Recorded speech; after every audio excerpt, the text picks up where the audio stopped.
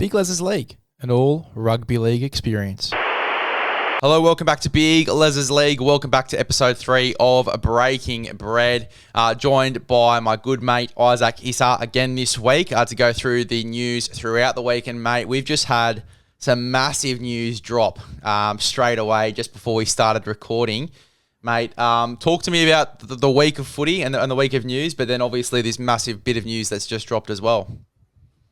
Yeah, absolutely, man. Happy to be here, and you know, it was good timing as well because this huge news just dropped, and I want to get straight into it, to be honest. So, the Tigers have released a statement saying that Lachie Galvin will not be remaining at the club beyond the 2026 season. They have revealed that they have offered him the largest contract offer for a junior in the history of the club. However, Lachlan Galvin has rejected it and has confirmed he will be moving on to another club after 2026. So at the beginning of 2027, Lachlan Galvin will not be part of the West Tigers. They have confirmed they will not be allowing a release for Lachie Galvin under any circumstances. So he will be remaining at the club until the end of 2026. But after that, he's a free agent. It's huge news, isn't it, mate? And, you know, for the Tigers' sake as well, you've got a guy that you've developed over the past few years, you know, that's been in the system for a little while now, obviously initially in the Parramatta system, which we'll sort of get to in a second because it might be a little bit of a landing spot, I guess, prediction, you could say there for Lachie Galvin. But, you know, the Tigers have had him for quite a while. They've, you know, developed him and Talon De Silva together for the past few years. It is definitely a tough blow, especially for Tigers fans. Like, the members heard about it before that we did, before we got the news that broke as well. So it would have been tough for them to hear that this morning. But, you know, as for Lachie Galvin and the Tigers, gee, that's going to be a tough next year or so. And, you know, the Tigers have thrown in the statement that they put out that they wouldn't be offering him a release under any circumstances. Mate, I reckon give it 6 months. I don't think he's going to be at the Tigers next year, especially, you know, where they've got Latu Fainu there. They've got a few young blokes there that they need to develop as well. I really doubt that we're going to see Lachie Galvin at the Tigers next year, especially if he has already now, in 2025, told them that he will not be remaining with the club for the 2027 season. Why would you keep him there for 2026 knowing that he's not going to be there in 2027 and develop him for those years? What are your thoughts, mate? What do you think? Mate, it's such a bizarre situation, and you're absolutely right. Why would you keep him when you've got a guy like Latu Fainu coming through the ranks, who was originally projected to get the starting spot ahead of him back in 2024?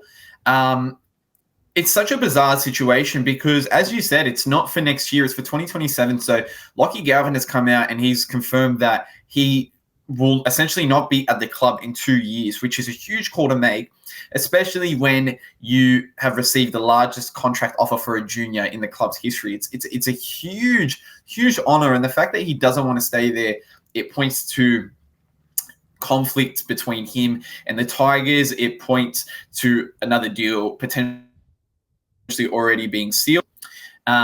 It's just there's so many cards on the deck at the moment. And it's disappointing for Tigers fans because when you think about it, there's not many players in the competition that are projected to be much better than a Lachie Galvin or as important to their club's success as a Lachie Galvin. You've got guys in the comp like a Kalen Ponga, like an Isaiah Katonga, like a Payne Haas. You've got these guys who essentially are set to be superstars for the next decade, and Lachie Galvin is right there with them. So it's a truly bizarre situation. Obviously, it's been all good news out of Leichhardt over the last 6 to 12 months, and the club is obviously on the come up, which is why this situation is truly bizarre. As you mentioned, his junior club, Parramatta, are currently in the hunt for a 5/8 with Dylan Brown heading over to the Knights next year. So that is one to keep an eye out on as well. But personally, I can't understand why Galvin has made this decision so quickly instead of just testing the market and seeing how he goes. So there's obviously a lot more behind the scenes going on, whether that's poor management, whether that has to do with Galvin's manager, Isaac Moses. There's just so many factors at the moment that there's no doubt in my mind that some details are going to come out in the coming days and weeks that will explain the situation better. But having just heard the news, it's truly bizarre. Yeah, it is, mate. It is. It'll be interesting to see where Lachie Galvin wants to go. What I'm more interested in, though, is this Lachie Galvin's decision or is it the West Tigers' decision? Have the West Tigers offered him this deal? He says, look, no, I want to take my time. I want to assess my options. And the Tigers maybe just get frustrated and say, look, well, if this is your decision, then you're not going to be here in 2027. Is this the Tigers? Is this Lachie Galvin? We certainly need a little bit more information as to, I guess, the events that have transpired here to lead us to this point where it looks to be all but confirmed that Lachie Galvin will be leaving the club as of the 2027 season. We definitely need a bit more info there, so we'll have to wait over the next few days to grab that. But in regards to landing spots, we've obviously thrown up Parramatta there. Junior club, I think that makes it much sweeter. Isaac Moses, is he Mitchell Moses' manager? Or is that different? I'm not completely sure, to be honest. I believe he might be, though, because he's involved with a lot of the bigger stars in the comp. But again, like as you said, just the connection to Parramatta is a huge thing. And Isaac Moses has been known to be a little bit more of a polarizing agent and is one of the more well-known agents in the comp. So for him to knock back such a huge offer so quickly, it could potentially point to Lachie Galvin being offered a bigger deal elsewhere. We know that Moses he's a cutthroat agent and he gets his clients the best offers possible. So you've obviously seen the Knights take on Dylan Brown for $13 million, which is huge. And it shows that clubs are willing to spend overs and give those lifelong contracts essentially to get superstars at their club. So if potentially we're seeing Parramatta letting Brown go to make room for Lachie Galvin, I don't know. But the connection there between Lachie Galvin and Parramatta obviously being his junior club, it points to that probably being the most ideal landing spot and the most realistic landing spot for 2027 or essentially 2026. Yeah, well, look, I just looked it up then. Isaac Moses is Mitchell Moses' manager, so shared manager there. Maybe there's a little bit of a deal cooking with Lachie Galvin and his junior club. I think Parramatta is probably the most obvious option. I think that, going over there to replace Brown, Galvin's a great runner of the football, so is Dylan Brown. So you're getting not like for like, but you're certainly getting a lot of similarities there. Galvin, his mentality around footy is very similar to Gutho as well. Like he's very competitive. He lives and breathes the game. I think having that sort of guy getting back into the building as well, that personality back in the building, I think would be huge as well. And then you look at obviously Moses as well. He's in his, peak of his powers at the moment as well, in his early 30s. So to get a guy like Lachie Galvin, who could be the future 7 of the club post Mitchell Moses, I think is really ideal as well. So I think for me, Parramatta makes the most sense. You've got all the connections there. Mitch Moses and Isaac Moses. Obviously, Isaac Moses, the same manager for Lachie Galvin as well. So you have that connection there. All the reasons I've just mentioned as well. The personality of Galvin, how he plays the game of footy. I think that it just suits Parramatta. So I think that Para would probably be the most likely options. Has there been any sort of whispers that you've heard on your end of any other clubs being in the race for Galvin at all? Look, nothing concrete. I feel like the Eels have been probably the most floated one, but obviously, and we've spoken about them a lot over the last couple of weeks, but the Manly Sea Eagles, obviously in the hunt for a new half, and Fogarty looks to be set to join them. But if you can get a guy like Lachie Galvin at your club to play alongside Luke Brooks, or even a Jamal Fogarty, I think that is a no-brainer. Obviously, Manly have let go of Latu Fainu, who is set to now take the place of Lachie Galvin and the Tigers. They've also let go of Jamie Humphries, who has been essentially one of the best halfbacks in the comp in 2025. You've got a young guy who would essentially probably want to stay in Sydney, and you can do a lot worse than the Manly Sea Eagles. So I definitely think that that's an option. Something else that's kind of been floated, and I guess they're always in talks when a big player comes on the market. But the Sydney Roosters, obviously, pairing Lachie Galvin with a superstar halfback like Sam Walker would just be. It's almost unfair, to be honest. It's almost unfair for the rest of the competition. It would essentially be the best halves pairing in the comp for the next decade. So I definitely think the Roosters are also there, especially if they're already kind of tossing up bringing in Daley, Cherry Evans. If you're choosing between bringing in Cherry Evans and then bringing in a halfback essentially for the future in Lachie Galvin or even a 5'8", I think you essentially go for Galvin. So there's not many players who would command such attention on the open market as Lachie Galvin. But for me, the ones that make the most sense essentially are either the Sydney Roosters or the Manly Sea Eagles. Yeah, look, I agree. It will be very interesting to see what these negotiations look like. You've got a lot of clubs at the moment. It's going to be hard for them to get him over there. But the Raiders, if Fogarty does leave, there is a spot open there for a half to come in. If Lachlan Galvin is ready to take the number 7 jersey, we'll have to wait and see. But it is certainly an option. But we'll have to wait and see with Galvin. It's very exciting times. But for me, though, we sort of talked about it off air. I think that with Galvin, to announce so early that you're not going to be remaining at the club for, in the next 2 years, to have this call being made so early, I think that even though the club have said, look, we're probably not going to entertain a release, I think that they will probably entertain a release for him to leave at the end of this year. I cannot see him staying. I think that, if you've made that call this early that you don't want to be at the West Tigers, they've got Latu Finey there, who is the next big thing in regards to halves coming through that Manly system. I think the Tigers themselves need to make a tough call there. They've already made a tough call to, I guess, say that he won't be remaining at the club, following the 2026 season. I think that they've just got to make that big call there where, depending on how the Tigers go this year, they might have to just let him go. But look, it'll be very, very interesting to see what happens. And for the Tigers' sake, I think that they've seriously got to make up their mind as to what they want to do going into the next few years, because it is going to be very, very costly. Mate, talk to me about the next update you've got there. Yeah, absolutely. And this was essentially the biggest story that I wanted to talk about, but with the Lachie Galvin news dropping, it's just it's like the footy gods have blessed us with the amount of buzz just going around the league in this season.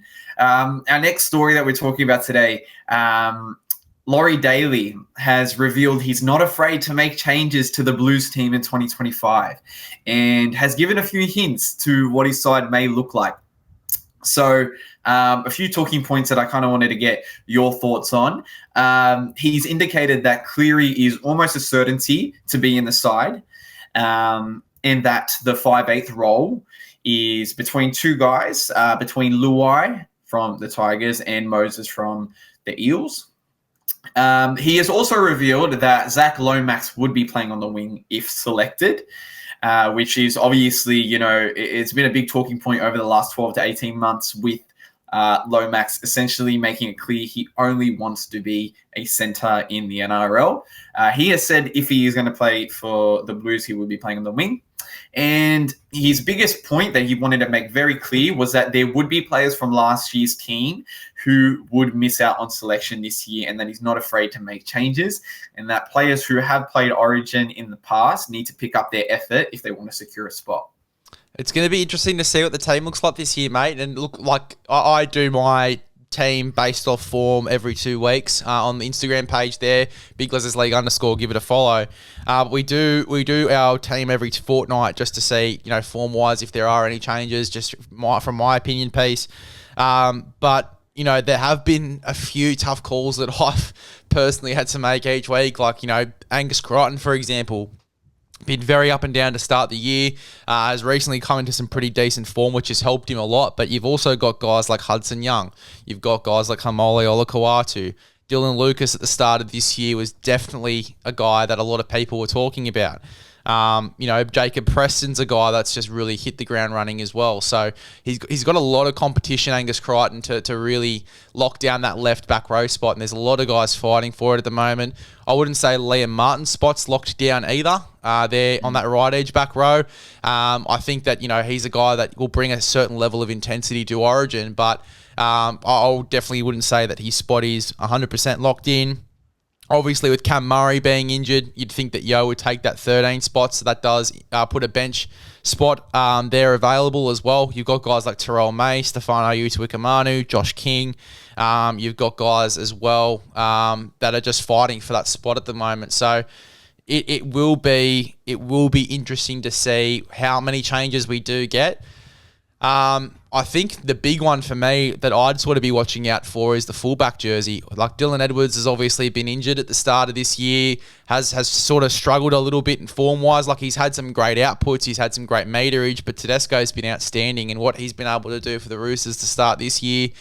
Those wins that they have had, and even in the losses, he's been a big part of either. So I think that Tedesco could be a guy that we might see, if not in the side, in the squad for sure, because his influence on the Roosters already.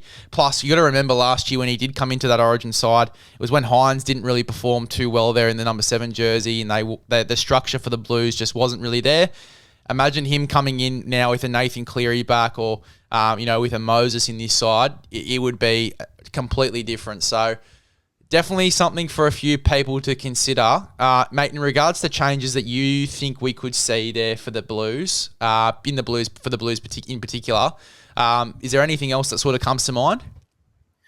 Mate, I don't remember a year where an Origin team was so up in the air. I feel like essentially no position is safe, and that's what Laurie Daley has come out and said. He said essentially no position is safe except for Nathan Cleary. Nathan Cleary is almost a certainty to be in the side. As for changes in the team, you pointed out some good ones. I do personally prefer to have Dylan Edwards out the back, but you can't deny just the longevity of James Tedesco it's insane, and it feels like his body is just not giving up on him no matter what, which is absolutely incredible to see. But I do think that that Dylan Edwards does keep his spot if healthy. I think the biggest change, and I think this one's almost a certainty, I do see Terrell May coming in and taking that prop role next to Payne Haas. Payne Haas, who I also think is essentially a lock into the side. So I do see Terrell May slotting into that side.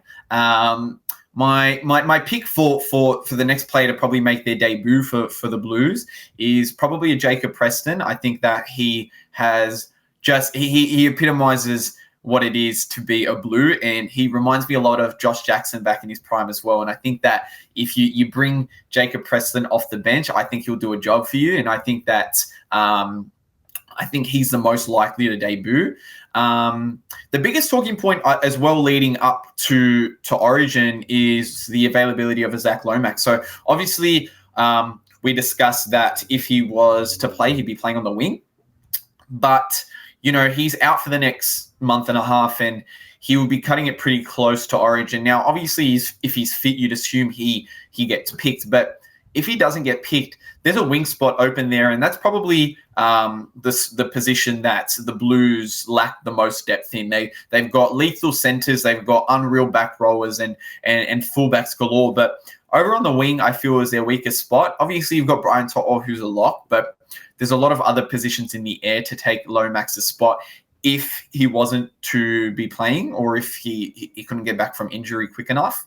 There's a few options that I've kind of and I chucked it up on Instagram the other day, and I threw up a poll of a few players who I thought could be replacements for Zach Lomax on the wing. I had Jacob Kiraz, Katoni Staggs, Ruben Garrick, guys like that, and it was almost 90-95% of people picking Jacob Kiraz. So I think Jacob Kiraz is a bolter to play in Origin this year as well if Lomax isn't fit. But I do think there will be a couple debutants, and I think it's really exciting for the Blues. I also don't mind bringing in a utility like, let's say, like a Tyron Wishart onto the bench. Again, there's so many possibilities, and it's such a headache for Laurie Daley, but it's a good one. It certainly is, mate. It's going to be very, very interesting to see what direction Laurie does go in. And, you've mentioned a few guys that could pop into this side for New South Wales. I also think the big talking point has been the hooker jersey. Robson and the Cowboys, they've had a very interesting start to the year. It's definitely not the start of the year that I was really expecting there for the Cows. Obviously, with a new halfback in, It has been very hot and cold, but over the past few weeks, they've sort of started to find their form a bit. But you've also had guys like Wade Egan, who have played very, very well for the Warriors for the most part this year. Super crafty out of 9. I think if he didn't have as many injuries, he'd probably be a lot higher up the food chain in regards to that depth chart. You've got guys like Blake Brayley, who has killed it over the past few years for the Sharks, and depending on their form line, he could be in that conversation as well if, we do want to. Laurie Daley does want to change there in the side. There are plenty of guys. Abby Coruscant. I mean, he is a lot older now, but he'd certainly be in that conversation as well. There are plenty of guys in that chat, and it will be sort of interesting to see if there's a change in the hooker jersey. Right now, I've got Reece Robson because I think he's just the safest pick. You had him last year. He always seems to excel in Origin. He's super tough defensively.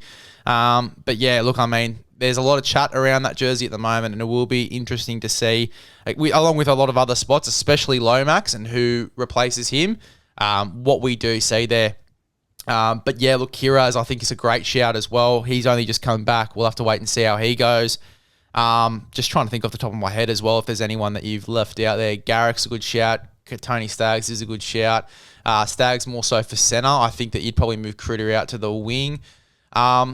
I mean, Latrell Mitchell's going to be in there for me now. I think that he'll probably get a spot if fit and healthy. I mean, you can't leave him out. Same for Tom Travojevic as well. If he's fit and healthy, you've got to make that consideration there. It's going to be interesting, mate. You're totally right in the sense that it is sort of the first year where this whole side is really up in the air. I'd even say the same thing for Queensland. A lot of their spots are pretty up in the air as well. DCE's got to make a call as to if he's going to play this year for Origin. If he doesn't, it throws a huge spanner in the works because obviously you got Trindle and Fogarty and a few guys that are going to be pushing for spots. But yeah, look, I'm super excited for Origin time, mate, and I'm very excited to see a new coach in Laurie Daley coming in and giving his take on what the side should look like. But look, keen to see what Origin looks like. But let's get stuck into the next update here. We've got a few things to get through. Absolutely, and I feel like with Origin chat, you can just talk for ages, and it's never too early for Origin chat, so it's always good. But the next story I wanted to get into, speaking of older halfbacks making calls on their careers, Michael Maguire, Broncos coach, has insisted that Adam Reynolds will remain a Bronco in 2026.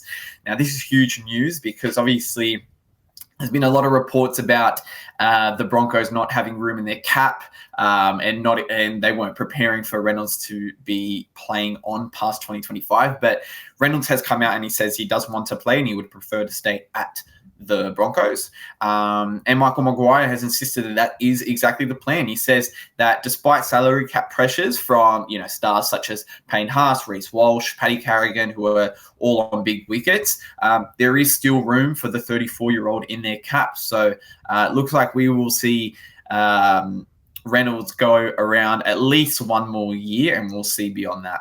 I think the big thing for this sort of chat is going to be injury, how Adam Reynolds goes with injury this year. And I think that's probably the only reason we haven't really seen pen go to paper yet because of injury. I think that they're going to wait until a little bit later in the year to make that call as a club. It's great to see that Madge is keen to keep Adam Reynolds there for one more year. It's good to see that Adam Reynolds is keen to stay there for one more year as well as the halfback. I mean, you've got Ben Hunt there at the moment who could easily go into that halfback jersey next year if need be, if Adam Reynolds wasn't to stay. I think as well, with Cobbo and Katoni Staggs, the chat around both of those guys, depending on who stays and who goes, obviously that's going to be interesting as well because Cobbo leaves. It's a bit of money in the cap that you get to spend on Adam Reynolds.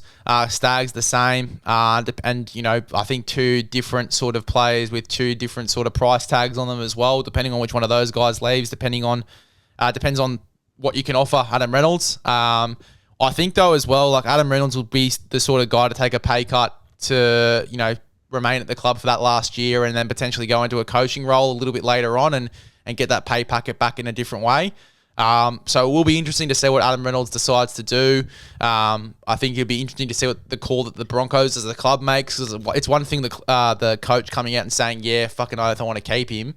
But then it's a whole nother thing where the club can obviously is the one at the end of the day that makes that decision. So it'll be interesting to see what they do with Adam Reynolds. I would love to see him go around another year, but I think the big word is injury, and that's going to be the big talking point for him, I think, a little bit later in the year when they do finally make that decision. Let's move through to the next one, mate. What have you got for us? Absolutely, man. So moving on, an interesting one, and I think that it's one worth noting, especially due to the last name, but as well, just a lot of chat around the international stage lately. Jet Cleary, brother of Nathan Cleary, obviously, has been identified by Ukraine as their next debutant, with hopes the 21-year-old will steer the side in the European Championships later this year. So both Jet Cleary and Nathan Cleary qualify for Ukraine through their maternal grandmother, which has led to discussions between the young gun and Ukraine coach Dan Beardshaw. If Cleary were to suit up for Ukraine, he would be playing alongside his cousin Phoenix Death, the son of former NRL hooker Jason Death. So it's an interesting point, obviously, with a lot of chat around players and international allegiance and stuff, and seeing a rising star and one with such an important last name as Jet Cleary, who's been killing it over at the Warriors in Jersey Flag. It looks like he could potentially be steering the side around come European Championships. Mate, shout out to Phoenix Death too, by the way. One, it's a badass last name, and two, I believe it is the cousin of Clarkie's rugby league column as well. We were having a chat about him when we were at the charity match too, that Sportshed TV charity match. So, shout out. I think that with Jet Cleary, I think that I don't know. I think that it's a big play to make for Jet Cleary to make a bigger play for a bigger fish in Nathan Cleary, or at least an attempt to. I don't think that it's going to happen. I think that Nathan Cleary, obviously being the best halfback in the game, is probably going to play for Australia. I think that's a pretty obvious one. But look, I'd love to see Jet Cleary do it. Obviously Jet Cleary's got a long time before he gets into the NRL, still playing flag at the moment. He can have that stage where he's just, playing for Ukraine over the next few years before, he obviously gets into the NRL and maybe even during. But yeah, look, I'd love to see it. I think it'd be cool to see, but if it is a play to get a bigger fish into that, international space there for Ukraine, I just don't think it's going to be very likely. What are your thoughts about Jet Cleary suiting up for Ukraine, mate?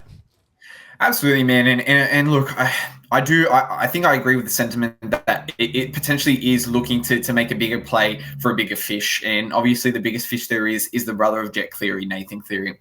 Now, we've seen a lot of the international sides over the last maybe decade really rise to the top, whether you've got Samoa, where you've got Tonga, even like Lebanon with stars like Mitchell Moses and the like.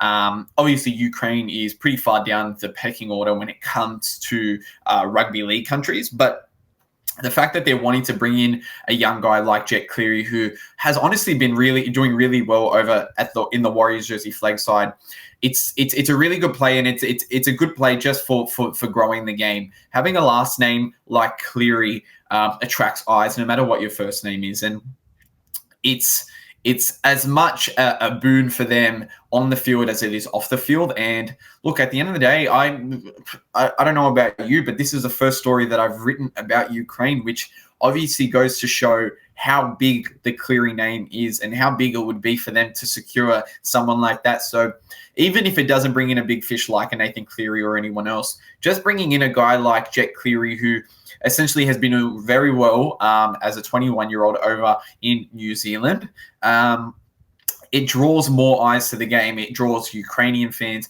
into the game, and has more people talking about more countries. And as we're wanting to grow the game, it's important that we bring in these lesser known countries in the rugby league space into the chat, and I think it's only great for the game. So even if it doesn't lead to anything spectacular for Ukraine in the European Championships, I do think that it's awesome for the game and it's awesome for the international stage.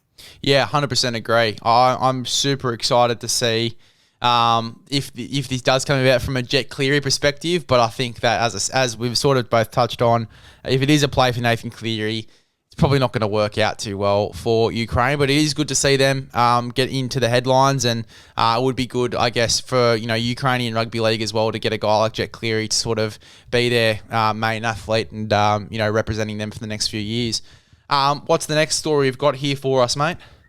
Yeah, so an interesting talking point and something that I feel like a lot of footy fans, including myself, has kind of put to the side over the last maybe 6 months. But Josh Schuster made his return to footy over the weekend. And so last week I put out a story on zerotackle.com where his agent basically discussed his return to footy. So leading up to the match, his agent Mario Tardak gave us an insight on what we should expect from Schuster. And he had some interesting points. So he said that Schuster has trimmed down, lost weight, and is primed to play footy again. Obviously hasn't played NRL since 2023 for the Manly Sea Eagles. We all know about that messy exit. And his agent basically fronted that head on, saying that the exit was very tough for the young back rower / 5'8". But he says the Rabbitohs have been amazing for the 23-year-old. Now, Schuster came out on the weekend. He played off the bench for the Rabbitohs in a loss to the Bears, and he had a mixed bag. So he came out. He had 40 running meters. He secured a try assist, 3 tackle breaks, 2 offloads, just 1 error, and over 150 kick meters in his stint off the bench. So a mixed bag, definitely not a bad one, especially after a year and a half out of footy. But look, with the Rabbitohs essentially being in halves hell, with Jamie Humphries, Cody Walker out, and now Sullivan looking at a potential suspension as well, it may be time for Schuster to come into the position that he's been wanting to play his whole career, which is 5'8". It will be interesting, mate. It'll certainly be one to watch. Not sure if Lewis Dodd is back from his suspension yet, but that'll be one to watch as well. Obviously, it is really testing the depth of South Sydney because haven't got too many other halves left. Obviously, Humphrey's still injured. Walker's still injured. Maybe we might see Cody Walker back this week. He said that he did train with the boys before the game on the weekend against the Cows. So that is good to see that he's at least moving around. But it will be interesting to see what the side looks like for the Rabbitohs. We'll obviously get the team list today when the podcast comes out, so we'll get a chance to have a look at those. But yeah, look, for Schuster's sake, I think that it will be exciting to see, him come back into the side, him come back into the NRL. Played well on the weekend for Cup, so that's always a good sign as well, especially with the preseason that he's had. Obviously fighting through injury for most of the preseason, did his calf, I think, 2 times or so. Obviously trying to cut weight as well and get fit for the preseason, battling these sort of injuries, it can be quite tough. So he's definitely had a tough preseason, but keen to see him get back in the NRL and how he sort of plays and how he responds to obviously all the dramas over the past few years, leaving Manly, being an 800k guy to being a minimum wage guy.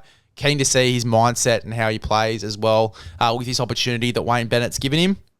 But yeah, look, if he does come back into the NRL, I think it's going to be good for the game to see such a talented player get back onto the field here for the South Sydney Rabbitohs. I do think it'll be back row. I'm not sure that he'll be in the 6. I think we might see one more week with Trell Mitt in the 5'8 jersey. But yeah, we'll be keen to see what the lineup for South Sydney and what it does look like, and if there are any more surprises, obviously with Bud Sullivan set to be out for 1 to 2 weeks with suspension. Mate, you've got a little opinion piece here that you've written up over the week.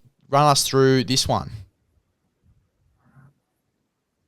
Yeah, absolutely. So opinion pieces are always my favorite things to work on, and I try to pump out at least one a week because as footy fans, we all love a bit of chat and a bit of pub as well. So the one that I've worked on in the past week is the 4 most successful club rebuilds in NRL history. So I thought that this would be an interesting thing to touch on, obviously with clubs like most recently the Canterbury Bankstown Bulldogs, who are currently first in the competition. And I thought that after watching their rebuild over the last maybe 4 or 5 years, I thought it would be interesting to look at the best rebuilds in NRL history. So the first one I've got here is the Sydney Roosters from 2013 to 2018. So obviously everyone knows the Roosters as a powerhouse, not doing as well cards, but I've got the Sydney Roosters here between 2013 to 2018. It was a much needed rebuild to return the club to premiership glory. And in 2013, they brought in Trent Robinson and brought in a few stars, obviously like Sonny Bill Williams and the like. And by the end of the 2010s, the Roosters went from bottom feeders to three-time championships, three-time premiers in 5 years. So that's one of the best rebuilds, I believe, that we've had in NRL history, and it's lasted well over a decade. So that's the first one I've got here. The next one I've got is the South Sydney Rabbitohs from 2006 to 2014. So probably one of the longest rebuilds I think we've seen in the NRL, especially the longest one in recent memory. The South Sydney Rabbitohs were a basket case in the beginning of the 2000s, and it was a really tough time for the club. They received 3 wooden spoons in 4 seasons, and they needed to make a lot of changes. So obviously they brought in a guy like Russell Crowe who helped fund, helped invest into the club. The club then went on to bring in guys like a Greg Inglis, who greatest outside back of all time, in my opinion, and brought in other guys like Roy Asatasi and the like. And by 2014, 8 years after they started their rebuild, they secured a premiership, which, to be honest, I think is probably one of the most impressive premiership wins in the past 20 years. So definitely one of the most impressive rebuilds. And the club has been essentially successful ever since. Obviously, like, they've instilled a strong DNA since those early days in 2006. So I thought that would be a good one to touch on. Next, we've got the Cronulla Sharks from 2014 to 2016. So everyone knows about the scandal that the Sharks had in 2014, the SADA supplement scandal, which resulted in the suspension of their premiership winning coach, Shane Flanagan. So they went from wooden spoon in 2014, brought in guys like James Maloney and the like into the club. And by 2016, the club was absolutely dominant and secured their first premiership in 49 years. So a 2-year turnaround coming off the back of an insane controversy is probably what makes it essentially the most impressive rebuild. It would be the most impressive if the Penrith Panthers didn't exist, which is what I've got as the greatest rebuild of all time, from 2016 to 2021. Known as essentially a mid-tier club for about a decade leading up to their first premiership. The club went from underachievers to the most insane dynasty that we've ever seen, and they secured 4 rings following their rebuild. And obviously we're seeing the Penrith Panthers now starting to struggle a little bit, but I don't think this is the end of their reign, and I do think we'll see them back to their best. But to see what they did after being essentially underachievers for so long, I've got them as the greatest rebuild of all time. There you go, mate. There you go. Love it. Thanks again for hopping on. Always love a bit of a chat about rugby league and the news, especially when you get on the morning of Lachie Galvin, all that news and drama. It certainly is the best. So thanks for hopping on again this week for another episode of Breaking Bread. Guys, if you like it, make sure you hit the below subscribe button. Become a part of the big LEZ'S League community where you're going to get a bunch of content throughout the season. But Isaac, thanks for hopping on. We'll see you next week. Sweet as. Keen for next week. Thanks, mate.